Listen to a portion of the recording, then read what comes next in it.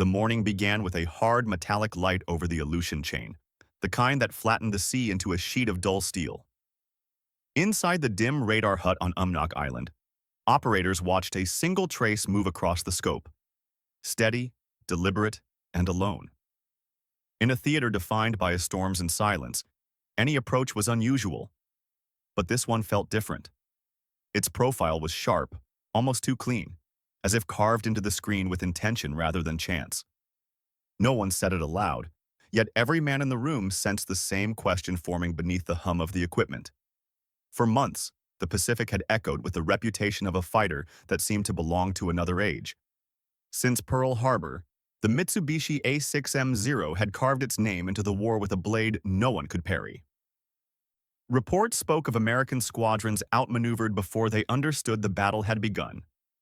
In mess halls from Oahu to Port Moresby, pilots repeated the same sentence with sober respect. Nothing turns like a zero. Its abilities bordered on the unbelievable. Aviators swore the aircraft could pivot in the sky with the ease of a hand turning a doorknob, climbing at angles that defied their own training manuals. Some dismissed the claims as exaggeration born from shock. Others listened more carefully, hearing the quiet admission woven through every account. The enemy was flying something no one could quite explain. Newspapers, starved for certainty, filled the void with speculation. Columnists wondered whether Japan had uncovered a new aerodynamic principle or forged materials lighter than anything produced in Western factories. The idea seemed far-fetched, yet the war offered daily proof that assumptions were a luxury. In engineering rooms across the United States, men hunched over scattered combat reports, tracing the same contradictions again and again.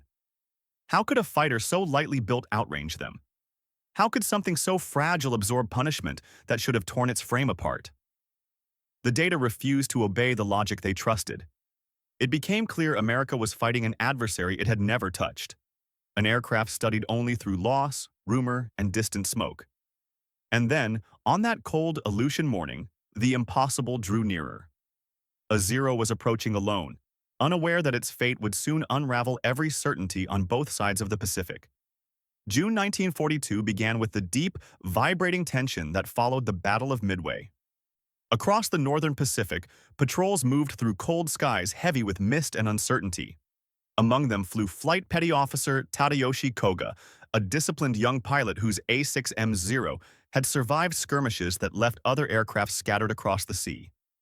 But on this day, fate carried a quieter trajectory. During a brief encounter with American forces near the Aleutians, a single bullet found the narrow oil line tucked within the engine's tightly woven machinery. It was a strike almost too precise to imagine, an outlier that threatened to dismantle a legend built on agility and elusiveness. As the oil pressure dropped, Koga felt the engine begin to seize. The propeller, once a steady arc of motion, began to claw unevenly at the air. Smoke trailed behind him, thinning against the wind. Ahead lay Akaton Island, a lonely stretch of tundra and marsh long believed by Japanese pilots to be a safe landing ground. Its stillness promised refuge. Koga lowered his landing gear, trusting the terrain below to carry his wounded machine back to silence rather than destruction. But what looked smooth from the sky hid a treacherous softness. As the aircraft touched down, its wheels sank into the marsh, gripping the earth with a force no pilot could counter. Momentum carried the Zero forward until physics shifted against it.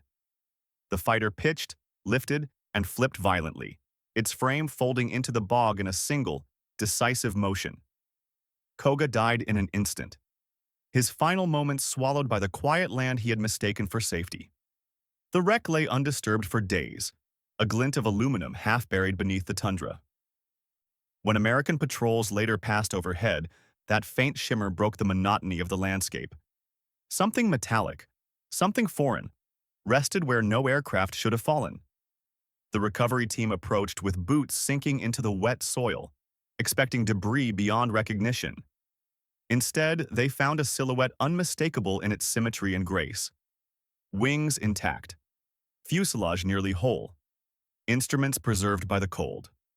For the first time in the war, the United States stood before a complete Japanese Zero, silent, intact, and ready to surrender its secrets. The moment the patrol reported their discovery, senior Navy officers moved with a quiet urgency. Before a single hand brushed against the wreckage, the find was classified. The Aleutians were a remote frontier, but word traveled strangely in wartime, sometimes quickly, sometimes not at all. Here, silence was a form of protection. No cables, no photographs, no idle chatter. The officers understood what rested in the marsh. Not simply an enemy fighter, but the first intact key to a mystery that had dominated every Pacific briefing since December 1941. Secrecy became strategy. If Japan learned that one of its most guarded machines lay in American hands, they would alter tactics, redesign components, or accelerate replacement models. The advantage would dissolve before it could be measured. So the operation was conducted with deliberate restraint. Orders spread through the camp in low voices. The recovery would take place without signal flares, without radio transmissions, and without a trace that might reach the wrong ears. The sailors approached the bog at dawn, carrying planks and cables that clattered softly in the morning cold. They worked with a kind of reverence, easing the aircraft free from the marsh that had preserved it. Inch by inch, the Zero lifted, its pale underside streaked with mud, its wings still symmetrical despite the violent overturn. The men paused often, not from fatigue, but from the rare sight before them. For months they had known the Zero only through loss reports and distant silhouettes. Now they could touch the truth with their hands. Engineers arrived with notebooks and charcoal sticks, documenting every rivet, every dent, every unusual contour. They mapped stress lines around the fuselage, measured the thickness of the aluminum skin, and sketched the engine cowling with the precision of draftsmanship students. Nothing was too small to note. The aircraft was a library, and they were its first readers. But the question of where to send it, where the most skilled minds could unlock its secrets, sparked long debate among the officers. San Diego offered resources and experienced test pilots. Seattle had manufacturing capacity and intelligence infrastructure. Each choice carried risks.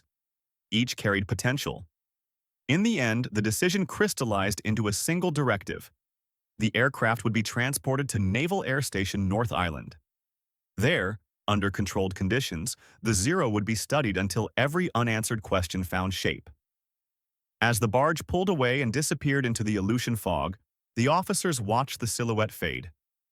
They felt the quiet certainty that the war in the air, so long defined by fear and speculation, was about to change, though none yet knew just how sharply the tide would turn. To understand why the Zero inspired such confidence, one must step back to 1937, when Japan's aviation leaders faced a continent-sized problem. China's vast geography demanded an aircraft that could strike from extreme distances, escort bombers across regions with little infrastructure, and still maneuver with unmatched precision once combat began. At the Naval Air Arsenal in Yokosuka, engineers confronted an ambition that exceeded every known specification: create a fighter with the range of a patrol aircraft and the agility of a lightweight interceptor. It was an equation others believed unsolvable. Yet for the designers of the A6M, impossibility became a starting point rather than an end. To reach those distant targets, weight had to be treated as the enemy. Armor plates were removed. The self-sealing fuel tanks that Western designers considered indispensable were deemed unnecessary. Even the structural members of the aircraft were pared down, replaced with an aluminum alloy so light that American specialists would later doubt its composition. Every kilogram saved became an extra kilometer of range. Every discarded layer, a statement of confidence in the pilot's ability to evade rather than endure. In Japanese aviation philosophy, protection was not a device but a discipline. As the prototype took shape, a doctrine emerged with quiet clarity. Victory through agility, not through armor. The Zero would survive by never being where the enemy's guns expected it to be. It would turn tighter, climb faster, and respond so fluidly that the pilot's intention and the aircraft's motion became nearly indistinguishable. This belief was not simply technical, it carried cultural resonance.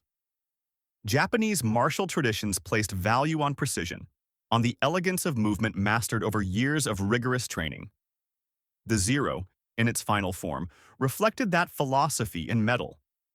Pilots chosen to fly the new aircraft trained relentlessly in aerobatics, feeling its lightweight frame translate every control input into motion with almost no delay.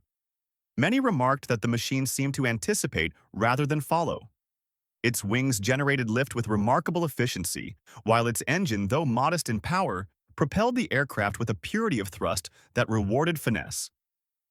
These aviators viewed the Zero not as a machine to be commanded, but as an extension of thought. Quietly obedient, startlingly capable, and always ready to push the boundaries of maneuverability. Commanders, witnessing the results, embraced the aircraft as a symbol of the Empire's technological ascendancy. Early combat trials confirmed their expectations. From the skies over China to the vast expanse of the Pacific, the Zero dominated opponents who could neither match its turning radius nor close the distance in a climb. Reports of its performance traveled ahead of every battle, shaping strategy with a tone of inevitability. Victory felt not merely possible but foreordained. Those early successes hardened confidence into conviction. The Zero was no longer just an aircraft. It became proof of imperial destiny. Few questioned its vulnerabilities because few had reason to. Wars rarely offer such early clarity, and fewer still maintain it. In those years, the idea that this masterpiece of engineering would one day lie inverted in an Aleutian marsh, its secrets exposed to foreign hands, seemed unimaginable. Yet far to the east, a recovered airframe was beginning a journey that would test every belief forged in those confident years. In the earliest months of the Pacific War, U.S. intelligence treated many frontline reports with polite skepticism. Pilots returning from combat claimed they had faced a fighter that climbed like a hawk and turned as though gravity held no influence over its wings. To analysts in Washington, such performance bordered on the implausible. Aircraft obeyed physics, and the physics known to American engineers left no room for a machine that could outfly every model in their inventories. The conclusion, spoken quietly but confidently, was that the reports were exaggerations born from shock. No one yet imagined that the pilots' accounts, restrained as they were, still failed to convey the full truth. In aeronautical circles, the disbelief grew sharper. Designers who had spent careers wrestling with aluminum, airflow, and structural load limits dismissed the Zero's rumored attributes as myth. A fighter with extreme range, extreme agility, and startling climb rates simply did not fit within the aerodynamic trade-offs they understood. If the Japanese had achieved such a balance, it would mean that an entire generation of engineering assumptions had missed something essential, an admission difficult to entertain during a war. While the debate continued, pilots in the Pacific faced the consequences firsthand. They flew Brewster Buffaloes and early-model Wildcats, sturdy aircraft with thick skins and narrow margins. Against the Zero, their advantages dissolved in minutes. Dogfights ended before American pilots could complete a second turn. Many never knew what hit them, describing their opponent only as a flash, a shadow, a presence that moved with unnatural precision. They were fighting a ghost, one they could neither predict nor escape. Meanwhile, tactical manuals still listed threats based on pre-war assessments. They emphasized Japanese aircraft as underpowered and lightly equipped, inheriting the prejudices of analysts who had underestimated Japan's industrial evolution. Pilots carried these outdated guidelines into battle, only to find that the enemy's capabilities bore no resemblance to the warnings they had studied. Each mismatch between expectation and reality etched itself into the growing list of losses. In the absence of answers, imagination filled the void. Rumors circulated that Japanese aviators were trained from childhood in acrobatics, or that they possessed reflexes bordering on superhuman. Some believed the Zero responded to its pilots with a sensitivity unattainable by any Western design, giving rise to stories that blurred into legend. The myths were not born from admiration but from grief, a grasping attempt to rationalize the impossible. Among squadrons, the emotional toll deepened. Young pilots watched friends vanish into smoke without understanding why. Briefings ended with long silences. The sense of facing an unknowable adversary weighed heavily, shaping a quiet despair that strategy could not easily dispel. Without accurate knowledge of the aircraft that hunted them, they felt condemned to fight in darkness. That darkness began to shift the day news spread of a captured Zero in Alaska. At last, the silent phantom had a physical form. For the first time, speculation would give way to evidence. And in the hangars awaiting its arrival, engineers prepared to confront a truth that would challenge everything they had assumed. By the summer of 1942, the legend of the Zero had grown into something larger than metal and fuel. It had become a presence that lived in briefings, in hushed conversations on carrier decks, and in the unspoken fears of pilots preparing for takeoff. Every encounter seemed to reinforce the myth. A fighter that could appear from any angle, outturn any opponent, and vanish into cloud as if carried by instinct rather than aerodynamics. In the Pacific, where isolation magnified every rumor, the Zero's reputation began to threaten morale as much as its guns threatened the aircraft themselves. Strategists in Washington and Pearl Harbor felt the pressure acutely. Guadalcanal loomed, a foothold barely held, surrounded by waters where Japanese carriers could tip the balance in a single afternoon. The coming battles would hinge on air superiority, not in theory, but in practice, measured in the survival of each patrol and the endurance of each squadron. If the United States could not understand the Zero, it could not hope to counter it. And if Guadalcanal fell, the long path across the Pacific would stretch even further, lengthening a war already defined by distance. Factories across the country strained to produce improved fighters, from modified Wildcats to the first experimental runs of the Hellcat and Corsair. Yet engineers were working blind. Without empirical data on the Zero's true strengths and limitations, design choices felt like educated guesses. Weight, horsepower, fuel load. Every decision needed a point of comparison. Without it, strategy hung suspended between theory and necessity. News of the Alaska Zero changed that uncertainty overnight. For the first time, American engineers possessed not sketches, anecdotes, or fragments, but a complete machine, a scientific opportunity hidden beneath layers of mud and silence. It was more than a trophy. It was a blueprint for survival. Word spread only within controlled circles, carried in sealed messages and spoken quietly in offices where shades were drawn even at midday. At Naval Air Station North Island, a selective group of engineers, pilots, and intelligence officers gathered in guarded hangars to begin the work. They moved with a sense of purpose sharpened by weeks of anticipation. Every bolt removed, every panel lifted, revealed another clue about the aircraft that had confounded them. Repairing the Zero required both precision and restraint. Replacement parts were fabricated with careful respect, matching weights and balances to ensure that the restored machine would perform exactly as it had in combat. It was half mechanical task, half act of reverence, an acknowledgement that understanding an enemy sometimes demands admiration of his craftsmanship. Piece by piece, the aircraft regained its original shape. Its wings straightened. Its engine coughed, then turned. The canopy slid as smoothly as the day it left the factory in Japan. When the restoration was complete, the hangar felt charged with a quiet electricity, as though every person present recognized the gravity of what came next. Then, at last, the great doors rolled open. Light flooded across the polished frame. The captured Zero, once a phantom in the skies, stood ready on American soil, waiting for the hands that would guide it into the air. Ahead lay the test that would rewrite the balance of the Pacific, though its full consequences had yet to unfold. At dawn on a cool September morning in 1942, Lieutenant Eddie Sanders stepped toward the captured Zero with the steady composure of a man accustomed to risk, yet aware that this aircraft represented something different, an enigma wrapped in aluminum and fear. Mechanics stood aside as he climbed onto the wing and lowered himself into the cockpit. The seat, shaped for another nation's pilots, seemed both foreign and strangely familiar.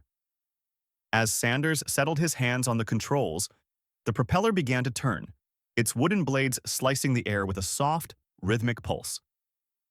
For the first time on American soil, a Zero came alive not as an adversary but as a subject of study. When the engine smoothed into a stable roar, Sanders eased the throttle forward. The aircraft rolled down the runway with surprising eagerness, gathering speed with a lightness that contradicted its wide wings and humble horsepower. Then, almost without demand, the Zero lifted off the ground. Sanders felt it rise as though pulled upward by an unseen hand, In those first seconds, he grasped what frontline pilots had tried to describe in hurried debriefings. The plane did not climb so much as it ascended. Its wings bit into the air with unusual efficiency, carrying it higher with minimal strain. In combat, such a climb advantage could decide a dogfight before guns were ever fired. As the aircraft leveled at altitude, Sanders began to explore its handling. He rolled left, then right, and each motion felt startlingly smooth. The aircraft responded instantly, almost preemptively, as if anticipating his intentions. Engineers observing from the ground took careful notes, astonished at how the Zero's roll rate exceeded that of most American fighters. Its controls, feather light at low speed, offered a sense of intimacy rarely found in military machines. Every detail confirmed the rumors. The Zero was not a myth. It was a masterpiece of agility. Yet flight testing is not a demonstration, it is a probing. And as Sanders pushed the aircraft harder, its weaknesses began to surface. The first hint emerged as he accelerated into a dive. Where American fighters gained stability with speed, the Zero showed strain. The controls stiffened, resisting his inputs. Its structure, optimized for low-weight maneuverability, offered little margin for the stresses generated in steep, fast descents. Sanders noted the vibration that crept into the frame, the sense that the aircraft preferred the gentle ballet of turning combat, not the brute physics of high-speed pursuit. He continued the evaluation with methodical precision. At higher speeds, the ailerons grew heavy, and the nose became reluctant to track sharply. The Zero could twist gracefully at 200 knots, but above that its elegance frayed. Sanders recognized the implications immediately. An enemy forced out of its comfort envelope could be outmatched. A pilot who resisted the instinct to turn could reverse the terms of engagement entirely. Back on the ground, engineers and aviators gathered around him as he recounted the details. The Zero possessed breathtaking maneuverability at low and medium speeds, but it was fragile under stress, lightly built, and vulnerable to high-speed tactics. Its cockpit offered limited rearward visibility. Its engine, though responsive, lacked the raw power of American radial designs. Sanders outlined blind spots along the aft quarters where a patient opponent could hide, and he described the dead zone that appeared when the Zero attempted to climb too steeply under load. These findings spread through intelligence channels with calm urgency. Within days, tactical manuals were rewritten. Pilots in training were taught not to compete in turning contests, not to follow the Zero's graceful spirals, not to be seduced by its slow-speed finesse. Instead, they were instructed to fight vertically, dive, accelerate, strike, and climb away before the aircraft's agility could narrow the gap. Altitude and speed would replace turning as the foundation of survival. One sentence captured the new doctrine with blunt clarity: never turn with a Zero, dive and use speed. It was a shift not only in tactics but in mindset, replacing fear with comprehension and confusion with strategy. In the skies over Guadalcanal, where every sortie carried consequences measured in minutes and miles, this knowledge would soon reveal its value. Yet the full transformation was only beginning. The forensic examination of the captured Zero began not with noise but with quiet concentration. Rows of technicians gathered around the airframe, their tools laid out like surgical instruments. Under the harsh white lights of the hangar, the fighter's pale skin seemed thinner than expected, almost delicate. Metallurgists first approached the wings with micrometers and chisels, shaving narrow slivers of alloy to study their composition. They found a metal unfamiliar to most American factories, extra super duralumin, a Japanese development that combined lightness with surprising tensile strength. Its properties explained how the Zero maintained such agility, yet its thinness offered no illusion of protection. The balance of strengths and weaknesses was written directly into the metal. As the panels came off, technicians studied the welds that held the structure together. They were neat but minimal, arranged with an economy that reflected both engineering philosophy and production constraints. Weight distribution was mapped across the airframe, revealing the intent behind its design. Everything unnecessary had been cut away. Armor plating around the pilot's seat was almost non-existent. The fuel tanks lacked the self-sealing layers that American aircraft relied upon. Even the spars inside the wings, normally thickened for redundancy, were pared down to their thinnest functional form. It was a machine designed to win by avoidance, not endurance. In the engineering rooms that bordered the hangar, American designers examined these findings with an intensity tempered by respect. The range advantage, once baffling, now stood revealed. By stripping away protective elements, Japanese engineers had created a fighter capable of traveling extraordinary distances at modest fuel consumption. It could escort bombers far beyond what American designers had considered achievable in the 1930s. But that same achievement carried a steep cost. A single incendiary round could ignite the unprotected fuel. A sharp dive could stress the airframe past its tolerance. The Zero's strengths were inseparable from its vulnerabilities. Armed with this new understanding, American designers began sketching improvements on chalkboards and drafting tables. They studied how the Zero's broad wings produced lift even at low speeds, and how its control surfaces delivered sensitivity unmatched by heavier American fighters. But they also marked its flaws in bold strokes. The lack of armor, the absence of high-speed stability, the fragile wingtips that flexed alarmingly under stress. These insights became the seeds for redesign. What emerged was not imitation, but adaptation. American fighters would not need to turn like the Zero. They would need to survive the first turn and seize advantage with power the Zero could not match. Meanwhile, test pilots continued to dissect the captured aircraft in the sky. They pushed it into steep dives, watching the airframe protest, feeling the controls harden. They tracked how quickly the engine lost efficiency at altitude and how the cockpit's limited visibility affected situational awareness. Every weakness documented in flight confirmed what the engineers saw in the hangar. In the Pacific, these frailties meant opportunity. Pilots who climbed above the Zero, or who dove away at high speed, could exploit the very design features that gave it dominance in low-speed combat. The information spread swiftly to the teams behind America's frontline fighter projects. Engineers working on the P-38 Lightning reviewed the Zero's turn data and reinforced the importance of altitude advantage and two-engine power. The F-4F Wildcat designers used the findings to refine tactics rather than structure, shaping the thatch weave around the Zero's slow roll rate at high speed. For the upcoming F-6F Hellcat, the Zero became the benchmark against which every performance curve was measured. If the Zero climbed at one rate, the Hellcat would exceed it. If the Zero stiffened at high speed, the Hellcat would remain controllable. Each improvement carried the imprint of information obtained from the airframe lying in pieces only yards away. With each week of testing, the captured Zero transitioned from mystery to metric, its numbers, curves, and tolerances defining the standard by which American fighters evaluated themselves. It ceased to be an enemy machine and became instead an invaluable data set, a reference point around which new doctrines and designs could be built. Its behaviors in the air, once the source of confusion and dread, now produced diagrams pinned to walls, training manuals rewritten in clear, definitive strokes. By the end of the analysis, U.S. engineers understood something deeper than the Zero's specifications. They understood its philosophy, how it generated victory through lightness, how it sacrificed protection for purity of maneuver, how it thrived in one envelope and faltered in another. They understood, at last, not only how the Zero won, but how it lost. And from that understanding, a new generation of American air power was preparing to rise. In the weeks that followed the Zero's dissection, the flow of information traveled quickly from engineering rooms to tactical schools.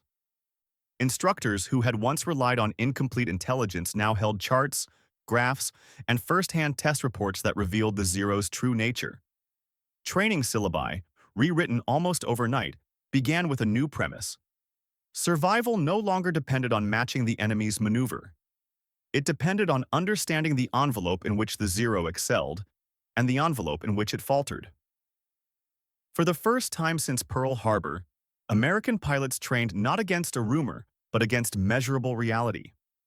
At bases across the West Coast, pilots sat in classrooms listening to calm, deliberate lectures that challenged every instinct they had learned. They were told not to chase silhouettes in low-speed turns, not to contest spirals or horizontal circles. Instead, instructors emphasized the strength of American airframes, their rugged protection, their stronger dive performance, and their stability at high speed.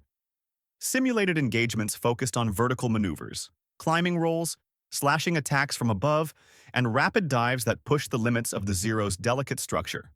The message was steady and unwavering. Fight on your terms, not on the Zero's. Meanwhile, engineering teams at Grumman had received a separate set of documents, technical insights from the captured aircraft that arrived like a catalyst. The F-6F Hellcat program, already underway, changed direction almost immediately. Designers widened the wings to improve lift at higher weights, strengthened the frame to withstand steep dives, and upgraded the engine to deliver raw power that a lightweight Zero could never replicate. Grumman engineers, known for their practical methods, began referring quietly to the captured Zero as the tutor. It was a foreign machine, but its lessons were shaping an American answer. At stateside airfields, test pilots began flying mock engagements based on the Zero's known profile. They mimicked its turn radius, its climb rate, its slow-speed sensitivity. Wildcats and early Hellcats engaged these simulated enemies repeatedly, practicing the maneuvers that briefing papers now described with clinical precision.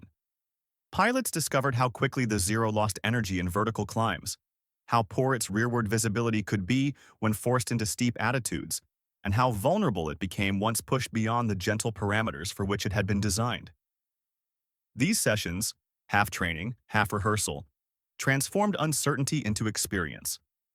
Soon afterward, the results began to appear in combat reports. Over the Solomon Islands, where every scrap of knowledge carried a cost in lives, American pilots applied their new training with a confidence unseen earlier in the war. They dove aggressively through Zero formations, striking from above and escaping before the enemy could close. They used their armor to absorb the initial burst of fire, then responded with precise counterattacks built on superior speed. Victories that once felt unthinkable now unfolded with methodical clarity. In squadron tents, pilots spoke with renewed steadiness, not boastful, but grounded in understanding. The myth that had shadowed the early months of the war dissolved gradually. The Zero was no longer a phantom. It was a machine, brilliant in some dimensions, fragile in others, predictable when studied closely. As American pilots embraced this perspective, the balance of confidence began to shift. Flight leaders who had once cautioned caution now briefed from a position of tactical advantage. New recruits entered the Pacific with training explicitly shaped by Alaska's captured aircraft, carrying doctrine built not from fear, but from data. All of this preparation converged toward a single strategic reality. Guadalcanal stood as the hinge of the Pacific campaign, a narrow strip of land whose airfields would determine sea control across thousands of miles. The United States could not afford to fight blind. But now, armed with knowledge extracted from Tadayoshi Koga's fallen Zero, American squadrons approached the coming battles with clarity that had eluded them for months, and as they readied for the next engagement, few realized just how decisively that clarity would shape the fate of the skies to come. August 1942 arrived with a heat that settled over the Solomon Islands like a living presence, dense, unmoving, and heavy with the scent of rain-soaked earth. On the island of Guadalcanal, American engineers carved Henderson Field out of a strip of grassland, its runway rough, exposed, and perilously close to the shoreline. Yet for all its imperfections, it became the hinge of the Pacific War. Whoever controlled Henderson Field controlled the sea lanes around it, and whoever controlled those lanes shaped the fate of entire fleets. The battle for this narrow patch of ground would be measured not in miles, but in sorties. U.S. Paphian-E pilots who arrived there brought something no squadron had possessed earlier in the conflict: knowledge derived from the captured Alaska Zero. They studied it on transport decks, in tent briefings, and in moments snatched between maintenance shifts. Every detail mattered: the Zero's fragile dive characteristics, its stiffening controls at high speed, its vulnerable rearward quarter. When the first Japanese raids came screaming over Iron Bottom Sound, the Americans rose from the newly built runway not in fear, but with a plan formed from months of careful study. The pilots refused the old instinct to turn. Instead, they fought vertically, keeping altitude as their ally. Wildcats clawed for height, waited for the right angle, then dived sharply into Zero formations, firing in short, disciplined bursts. The goal was no longer to match the Zero's elegance in a horizontal circle. It was to strike from above, force the enemy into steep climbs, and make the Zero bleed energy it could not regain. In these early engagements, tactics mattered more than speed or firepower. For the first time, American pilots shaped the fight rather than reacting to it. Dogfights over the jungle canopy became the proving ground of every chart and calculation drawn from Koga's aircraft. Pilots reported the same sequence again and again. A dive that the Zero could not follow, a rolling turn that its wings could not match at high speed, a climb that forced it into sluggish motion. Reports reached Henderson Field's operations tent with a mixture of relief and quiet astonishment. The data was no longer theoretical. It was saving lives. Within days, the myth began to loosen its grip.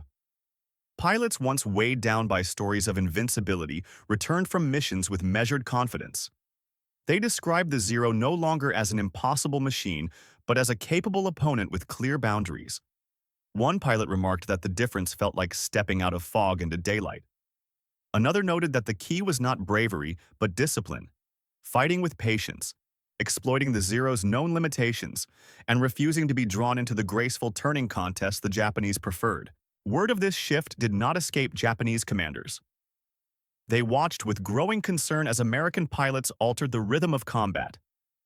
The Zero, once able to dictate the terms of engagement, now struggled to lure opponents into its advantage. Attempts to adjust tactics met resistance from doctrine deeply rooted in pre-war beliefs. Japanese pilots were trained for turning combat, relying on instinct honed over years. They lacked the armor to survive vertical attacks, and their aircraft lacked the structural strength to chase Americans into steep dives. Each new engagement revealed this gap more sharply, and so Guadalcanal became the crucible where theory, forged in a distant hangar beside a captured aircraft, turned into victory. The air war over the island was not defined by overwhelming strength or overwhelming numbers. It was defined by understanding. Each battle validated what the engineers had learned and what the pilots had practiced. The once feared Zero was no less dangerous, but it was no longer untouchable. Day after day, sorties rose into the humid air, echoing across the jungle with the sound of engines strained by heat and urgency. And with each passing week, Henderson Field held firm. Not because the enemy had weakened, but because knowledge had shifted the balance. Yet even as confidence mounted, the Americans knew that the fiercest chapters of Guadalcanal's air war still lay ahead, waiting in clouds that concealed both danger and revelation. When engineers at Grumman first received the data from the captured Alaska Zero, they understood immediately that the timing left no room for hesitation. The F-6F Hellcat, still in development, still a collection of prototypes and evolving assumptions, had to move from blueprint to frontline weapon with unprecedented speed. What emerged was not a rushed machine, but a refined one. Every insight gathered from the Zero's flight profile, its vulnerabilities, and its structural philosophy became a guiding thread. The Hellcat would not imitate its adversary, it would answer it. Designers gathered around chalkboards to explain, piece by piece, how the captured aircraft had shaped their decisions. The Zero's thin wing structure prompted them to strengthen the Hellcat's spars, ensuring the American fighter could dive at speeds the Zero could not safely follow. The Japanese aircraft's remarkable low-speed agility convinced them to prioritize stability at high speed instead, giving the Hellcat a domain of strength where it could dictate the fight. Even the landing gear, often overlooked in combat discussions, was revised.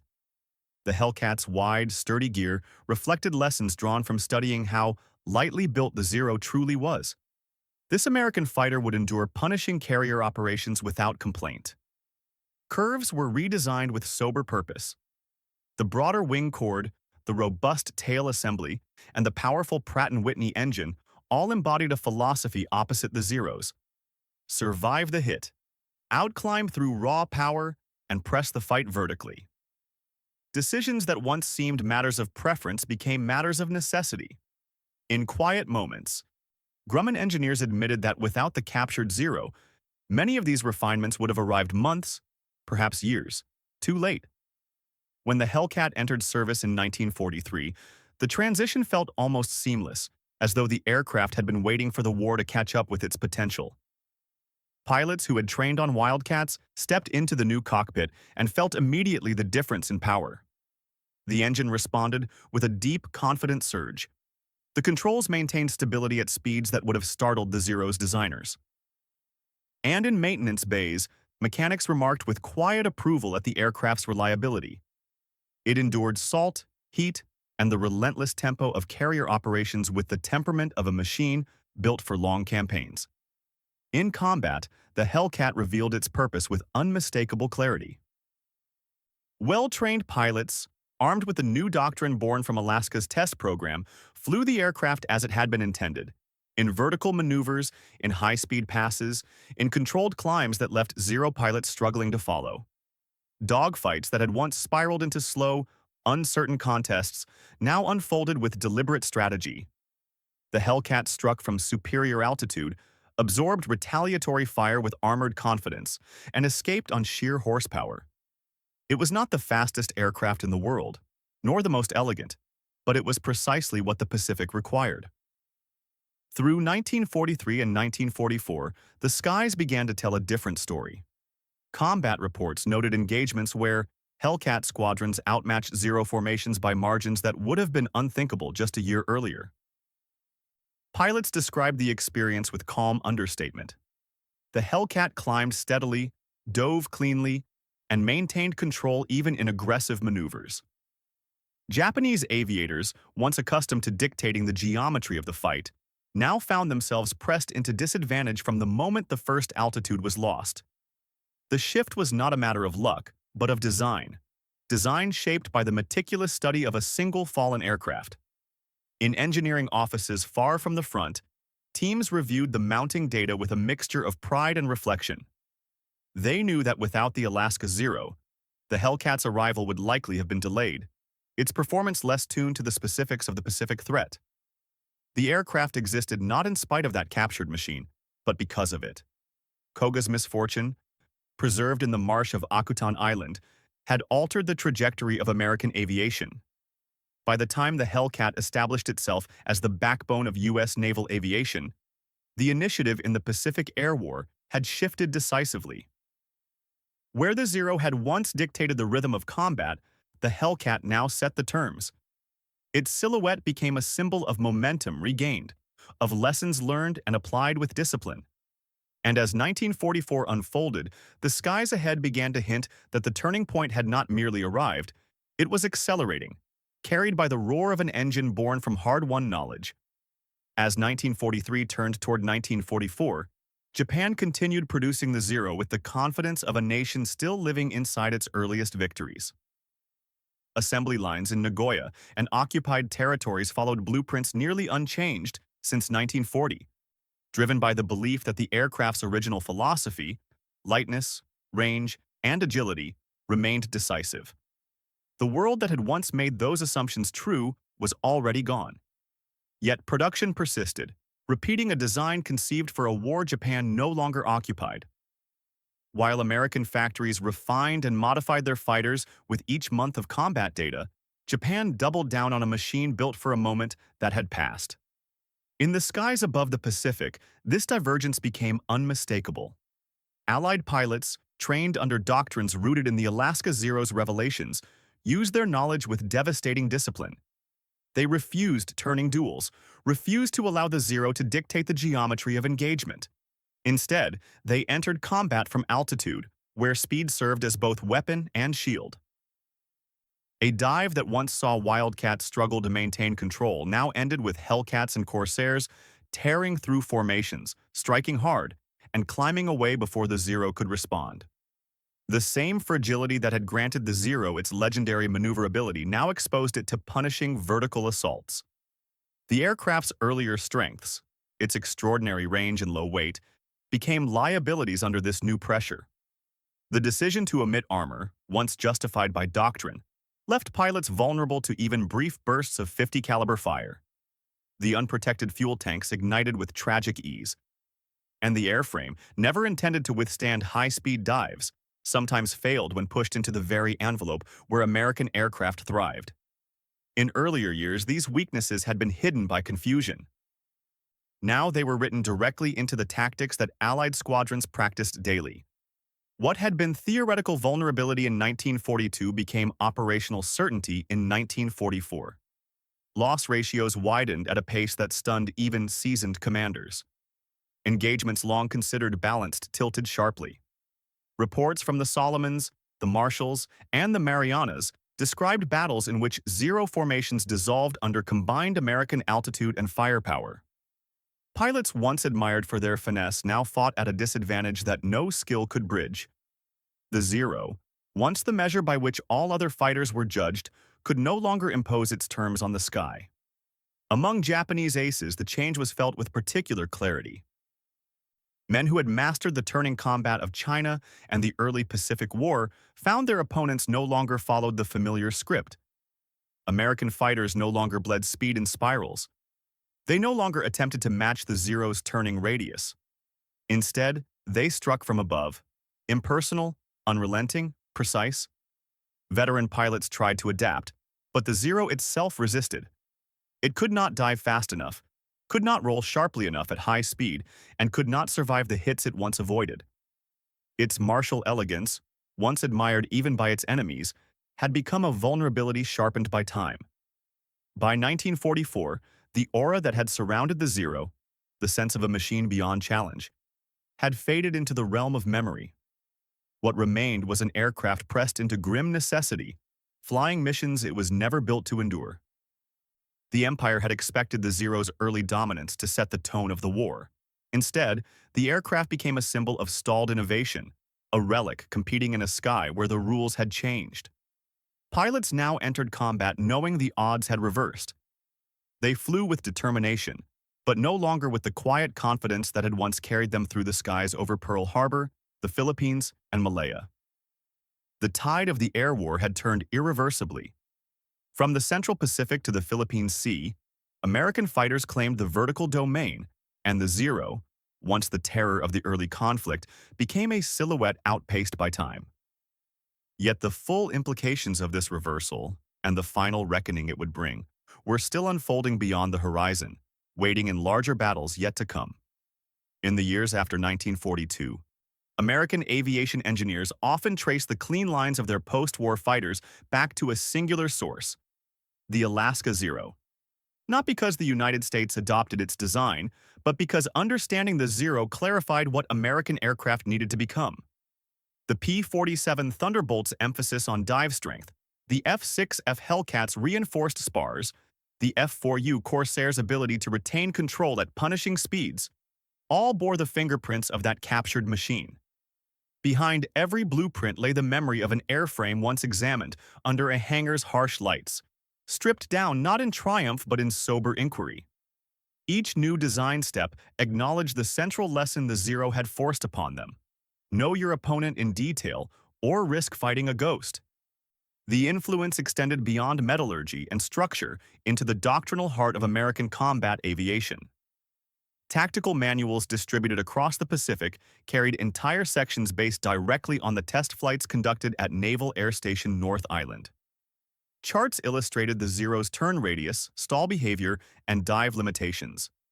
Margins marked in red warned pilots where the Zero held advantage and where it faltered. These were not theoretical models. They were the distilled results of flight logs, wind tunnel tests, and countless hours spent pushing the captured aircraft toward its limits. Instructors now taught tactics rooted in physics rather than hearsay, and students learned that clarity reduces fear in a way morale speeches never could. Naval planners studying the broader war recognized the Alaska Zero recovery as a case study in adaptation under pressure. The Pacific conflict left no room for slow learning. The cost of misunderstanding was paid in squadrons lost. What impressed them most was not the aircraft itself, but the shift it triggered. Knowledge replaced assumption. Testing replaced speculation. From then on, intelligence gathering was regarded not as an adjunct to combat, but as a form of combat in its own right. One capable of determining whether battles were won before the first shot was fired. The captured Zero demonstrated that wars are shaped as much by understanding as by firepower. Over time, the aircraft came to symbolize the consequences of assumption. Japan had believed the Zero's early success reflected an enduring truth, that its agility would dominate the skies indefinitely. America, for its part, initially assumed such agility was impossible at all. Both nations learned that assumptions, once fixed, can become traps. When America dismantled the wrecked aircraft, it dismantled a set of illusions as well. The Zero's brilliance lay not in violating aerodynamics, but in exploiting them narrowly, sacrificing resilience for maneuverability. Once that trade-off was understood, its aura changed from supernatural to strategic. And strategy, unlike myth, can be countered. Among American pilots, the psychological shift left the deepest mark. Men who had once climbed into combat unsure of what waited above them later spoke of the captured aircraft with a tone bordering on gratitude. It had revealed that the enemy was not invincible, skilled, yes, determined, certainly, but bound by the same limits that defined every machine in the sky. Veterans described how this realization steadied their hands and cleared their thoughts. When fear receded, discipline sharpened. And with discipline came survival. In the quiet moments after the war, many concluded that victory in the air had emerged not from boasting or bravado, but from learning. The Zero had forced America to confront its own misconceptions, to study with humility, and to respond with precision rather than pride. It had reminded engineers that innovation requires listening. It had reminded pilots that courage is amplified by understanding. And it had reminded planners that adaptation, not initial strength, is the defining element of endurance. What began as a crash in an Aleutian marsh evolved into something none could have predicted, a classroom for an entire nation at war. Where Japan saw loss, America found instruction. And long after the Zero disappeared from operational service, the lessons it taught continued to shape the fighters that filled the skies of the post-war world. Yet even this chapter was not the end of its influence, for the true measure of the Zero's legacy would emerge not on the battlefield, but in how history remembered the balance between genius and blind conviction. Long before his aircraft lay inverted in the marshes of Akutan Island, Tadayoshi Koga lived a life that, in many ways, mirrored that of pilots on the opposite side of the Pacific. Born in 1922 to a modest family in Aomori Prefecture, he grew up on the northern edge of Japan, where winters came early and the sea shaped daily rhythms. His instructors remembered him as quiet, attentive, and marked not by ideology but by a genuine desire to prove himself capable in a nation where duty carried the weight of inheritance. He passed through flight school without distinction or scandal, simply a young man stepping into a world that was gathering momentum toward war. Letters preserved in Japanese archives reveal a tone common among aviators of every nation. A calm acceptance of risk, an understated affection for family, and a belief that skill might carry one safely through uncertainty. Koga wrote of the cold winds of Hokkaido training fields, of the loneliness that accompanied long assignments, and of the hope that discipline might unlock a stable future. There is little in those pages of zeal or conquest. Instead, they show a young man shaped by obligation, quietly preparing for responsibilities he neither chose nor questioned. He entered the cockpit with the same mixture of pride and apprehension that filled the hearts of American pilots half a world away. When the captured Zero reached Naval Air Station North Island, the Americans who worked on it did not treat it as a mere machine torn from shadow. They understood that a pilot had died inside it. Technicians recalled that despite the conflict, they approached the aircraft with a kind of solemnity. They preserved Koga's personal effects, forwarded them through the appropriate channels, and documented his remains with respectful care. For the men who encountered them, the crash was not only a windfall of intelligence but a reminder of the human cost embedded within every rivet and bullet hole. In that hangar, surrounded by calipers and schematics, the Zero became more than an artifact of war. It became a quiet bridge between two worlds, one Japanese, one American, each populated by young men whose paths intersected only in violence. The engineers who studied its frame often found themselves imagining Koga's final moments. The engine seizing, the unfamiliar terrain rushing upward, the brief hope that the marsh might cushion the landing. They wondered whether he realized too late that the ground beneath him would claim both pilot and plane. Some technicians later reflected on the profound irony that shaped their work. Koga's death, unintended and immediate, saved American lives far beyond the Aleutians. The aircraft he left behind revealed weaknesses that reshaped tactics, altered designs, and shifted the balance of air superiority. This paradox, one man's loss becoming another's survival, weighed heavily on those who understood it. In interviews decades later, several engineers admitted that each discovery carried a quiet sadness, as though knowledge itself required them to acknowledge the cost with humility. Pilots who benefited from the Zero's lessons expressed similar emotions. Many spoke with gratitude, recognizing that the data extracted from Koga's aircraft helped them return safely from missions that otherwise might have ended in fire. Yet their gratitude was tempered by sorrow, an awareness that the advantage had come through tragedy. Some carried photographs of the Zero in their logbooks, not as trophies but as reminders of the fine line separating duty from fate. As the decades passed, historians came to view Tadayoshi Koga not as an enemy caricature but as part of a larger war shaped by circumstance rather than malice. His life, his training, and his final flight embodied a story familiar to every nation involved. Young men drawn into history's machinery, their choices narrowed by loyalty and expectation. His legacy extends beyond the technological windfall his aircraft provided. It rests in the recognition that behind every machine that defined the Pacific War stood a pilot navigating uncertainty, courage, and moments that echoed across oceans. And from this human thread, the story moved inevitably toward its final reckoning, a conclusion shaped not only by machines or tactics, but by the shared tragedy that bound opponents on both sides of the sky. Today, in quiet museum halls where the echoes of conflict soften into reflection, the story of the Akutan Zero stands preserved behind glass and careful lighting.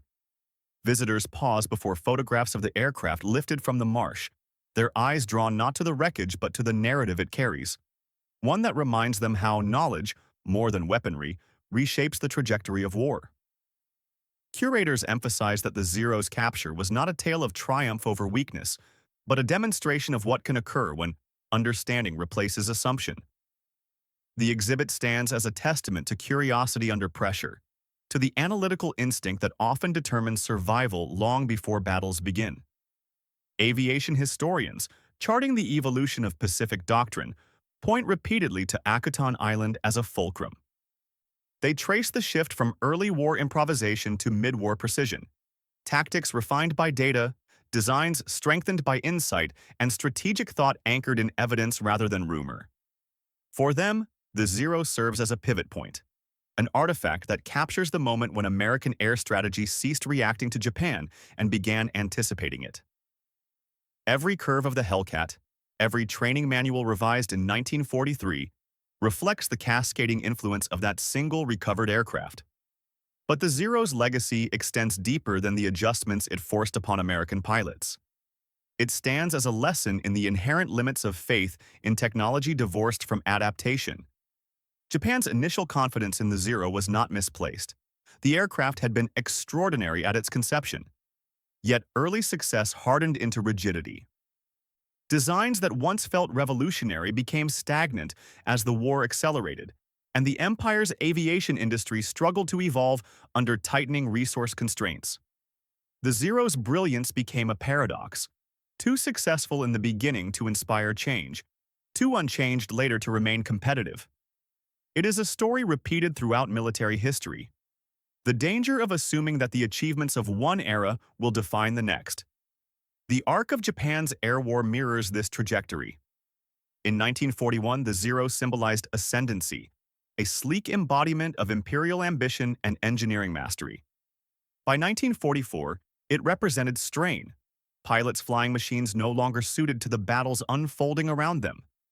Confidence had given way to necessity, innovation to improvisation. The Zero's legacy is therefore not only the tale of a remarkable aircraft, but the chronicle of a nation forced to confront the consequences of believing that early victories guaranteed enduring dominance. In contrast, the United States emerged from the episode with a different lesson, one rooted in humility and inquiry. America had underestimated the Zero, misunderstood its capabilities, and suffered deeply for those errors. But through methodical study, through the willingness to revise doctrine and redesign machines, it adapted. The capture at Akutan became a symbol of the country's capacity to learn under pressure. The engineers who disassembled the airframe, the pilots who tested it, and the strategists who rewrote manuals built a chain of insight that stretched from a remote Alaskan marsh to the vast expanse of the Central Pacific. In that chain lies the quiet strength that defined America's ascent in the later years of the war. Ultimately, one crash on an isolated island reshaped the future of aerial combat in the Pacific.